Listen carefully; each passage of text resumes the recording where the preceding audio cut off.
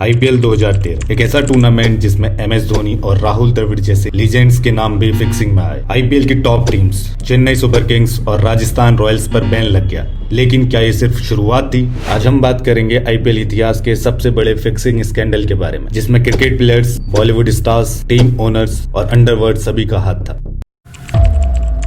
भारत में आईपीएल एक त्योहार की तरह मनाया जाता है। 2013 का आईपीएल भी फैंस एंजॉय कर रहे थे, लेकिन स्टेडियम के पीछे फिक्सिंग का एक डर्टी गेम खेला जा रहा था। दिल्ली और मुंबई पुलिस ने एक जॉइंट ऑपरेशन के जरिए अनकवर किया कि कुछ प्लेयर्स और बुकीज मिलकर मैचेस को मैनिपुलेट कर रहे हैं। 16 मई 2013 दिल्ली पुलिस की स्पेशल सेल ने राजस्थान रॉयल्स के प्लेयर्स एस श्रीसंत, अजीत चंडीला और अंकित छावन को अरेस्ट किया। इन पर इल्जाम था कि इन्होंने स्पॉट फिक्सिंग की थी। इस स्कैंडल के बारे में पहला सबूत 5 मई को Rajasthan royal versus Pune warriors के मैच में सामने आया। अजीत चंडीला ने इस मैच में अपने सेकंड ओवर में 14 रन दिए, जो कि पहले से बुकीज के साथ फिक्स था। लेकिन चंडीला एक स्पेसिफिक सिग्नल देना भूल गए, जो बुकीज को बताता कि आप बैट शुरू कर सकते हैं। इस वजह से चंडीला और बुकीज के बीच में पैसे वापस करने को लेकर झगड़े हुए। चंडीला को पहले 20 लाख रुपए दिए गए थे और 20 लाख रुपए मिलने थे, लेकिन सिग्नल भूलने की वजह से उन्हें पैसे वापस करने पड़े।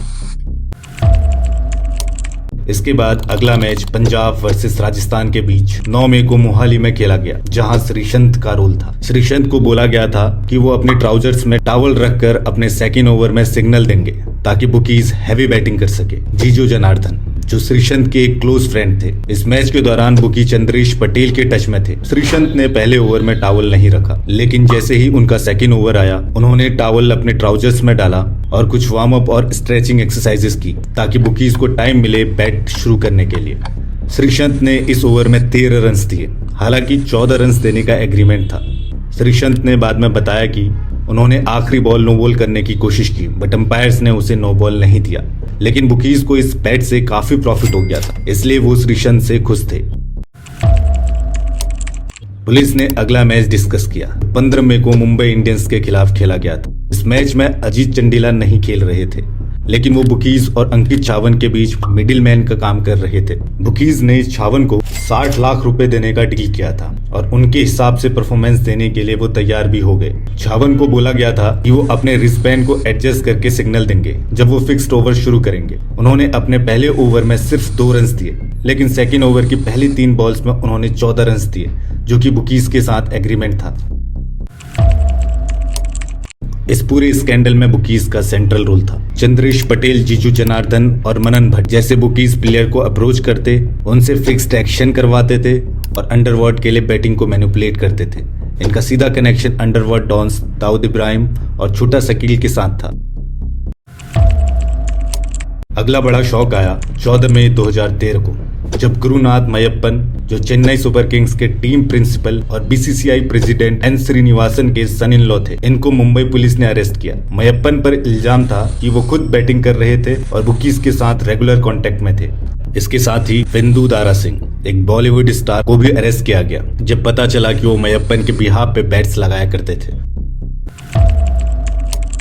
फिक्सिंग स्कैंडल में एक और बड़ा नाम आया, राज कुंद्रा, जो राजस्थान रॉयल्स के को ओनर थे। कुंद्रा को मुंबई पुलिस ने जून 2013 में क्वेश्चंस किए, जहां उन्होंने एक्सेप्ट किया कि वो भी बैटिंग कर रहे थे, लेकिन उन पे डायरेक्ट स्पॉट फिक्सिंग का इल्जाम नहीं था। इस वजह से कुंद्रा पर क्रिकेट एक्टिविटीज से लाइफ टाइम के लिए बैन लगा दिया गया।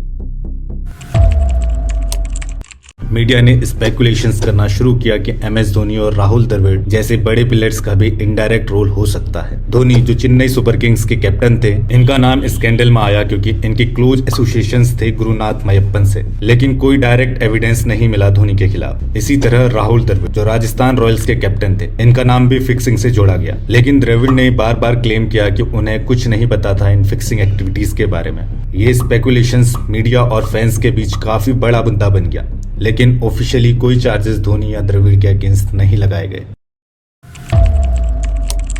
2015 में सुप्रीम कोर्ट ने लोधा कमेटी को अपॉइंट किया, जिन्होंने इन्वेस्टिगेशन के बाद डिसीजन लिया चेन्नई सुपर किंग्स और राजस्थान रॉयल्स को आईपीएल से 2 सालों के लिए सस्पेंड किया जाए। इस सस्पेंशन का रीजन था इन दोनों फ्रेंचाइजीज के टॉप ऑफिशियल्स डायरेक्टली बैटिंग और फिक्सिंग एक्टिविटीज में शामिल थे। सितंबर 2013 में बीसीसीआई ने श्रीसंत, अजीत चंडीला और अंकित छावन को लाइफ टाइम के लिए बैन कर दिया। पर 2019 में सुप्रीम कोर्ट ने श्रीसंत से बैन लिफ्ट कर दी, लेकिन श्रीसंत का करियर अब वापस ट्रैक पे नहीं आ पाया। ये स्कैंडल आईपीएल के लिए एक बड़ी इमेज डैमेज थी, लेकिन इसके बाद आईपीएल और बीसीसीआई ने कुछ बड़े रिफॉर्म्स किए। लोधा कमेटी के रिकमेंडेशंस से आईपीएल के गवर्नेंसेस में चेंजेस किए गए और एंटी करप्शन यूनिट को और मजबूत किया गया।